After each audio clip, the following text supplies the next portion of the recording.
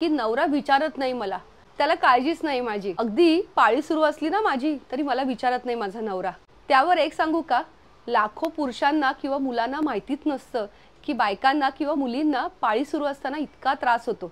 कदाचित त्याच्या आईला किंवा बहिणीला हा त्रास झालेलाच नसतो, त्याच्यामुळे त्याची कल्पना त्याला नसतेच. एकतर त्या दिवसामध्ये आपले सुद्धा खूप जास्त हार्मोनल चेंजेस झालेले असतात.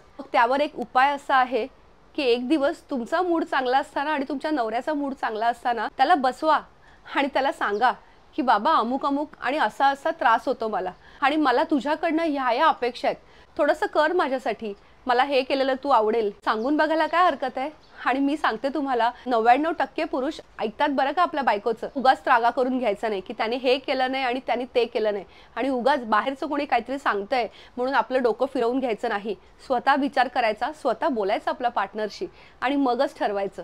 काय वाटतं तुम्हाला या सगळ्याविषयी नक्की सांगा.